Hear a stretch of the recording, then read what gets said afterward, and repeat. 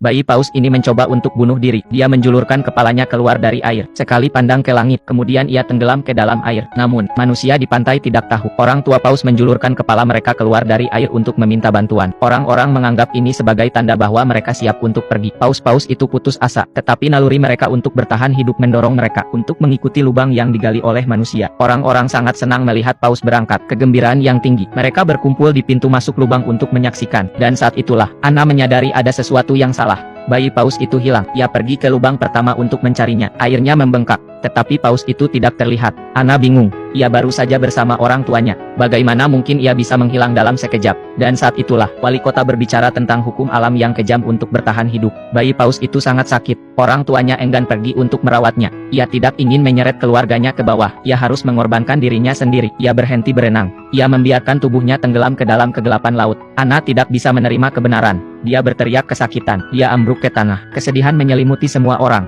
Tetapi penyelamatan terus berlanjut. Hawa dingin akan datang. Mereka harus segera mencapai perairan terbuka secepat mungkin. Kalau tidak, dua paus yang tersisa akan tenggelam juga. Wali kota telah memobilisasi semua warga. Semua orang menghentikan apa yang mereka lakukan. Mereka mengambil peralatan mereka dan bergegas ke lokasi. Meskipun banyak orang datang untuk membantu, tetapi masih ada masalah di hadapan mereka. Esnya menumpuk. Dinding es telah terbentuk ribuan kilometer di bawah laut. Kapal pemecah es terjebak 200 menjauhnya. Tidak mungkin menerobos dengan tangan. Tetapi Anna tidak menyerah. Dia mendekati presiden, berharap bahwa ia akan mengesampingkan prasangkanya untuk sementara waktu, untuk meminta bantuan dari Angkatan Laut Soviet di dekatnya. Mintalah bantuan dari pemecah es mereka. Presiden belum pernah mendengar permintaan semacam itu. Uni Soviet adalah saingan Amerika Serikat. Anna ingin meminta bantuan mereka, dan kolonel mengatakan itu tidak mungkin. Kata-kata Anna selanjutnya, tetapi kata-kata Anna berikutnya membuat mereka tidak bisa berkata-kata. Seluruh negeri menyaksikan untuk menyelamatkan paus.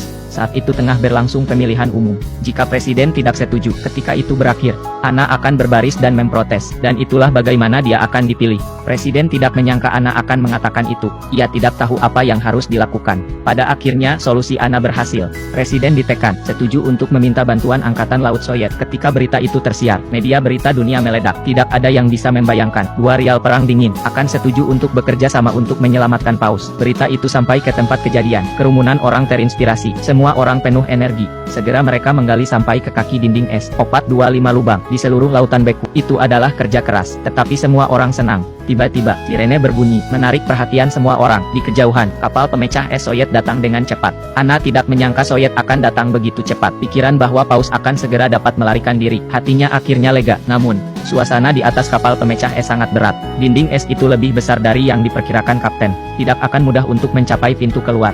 Kapten memberikan perintah untuk memperlambat laju. Dengan ragu-ragu, ia mengarahkan ke arah dinding. Orang-orang di pantai menahan napas.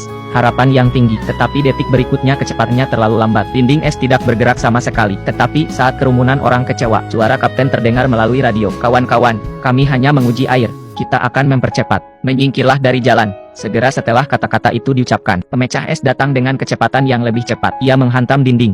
Sebuah retakan besar terjadi. Tetapi dinding es tidak pecah. Kapten tidak senang. Ia memerintahkan kapal pemecah es untuk melaju dengan kecepatan penuh. Entah pistol es akan menerobos, atau kapal akan hancur. Dalam sekejap, hati para pria itu terangkat. Pada titik ini, pemecah es meluncur ke depan, dan dinding es pecah menjadi lubang besar. Semangat juang para pejuang sangat mengejutkan. Ini bukan waktunya untuk bersukacita. Kerumunan orang bergegas ke dinding dan menunggu. Namun, 1 menit telah berlalu, 2 menit telah berlalu. Tetapi paus itu lambat untuk menampakkan dirinya. Tapi, tepat ketika semua orang berpikir mereka telah gagal, sesosok tubuh muncul dari kedalaman, dan langsung ke langit, menyaksikan 2 ekor paus saling berkejaran, berenang ke kejauhan. Semua orang merasa bahagia untuk mereka dari lubuk hati mereka yang terdalam. Pada saat ini, orang lupa akan perjuangan antara politik dan kepentingan, melupakan perpecahan antara bangsa dan ras. Dalam menghadapi mukjizat besar kehidupan, mereka bersorak bersama. Untuk waktu yang lama mereka tidak bisa berhenti.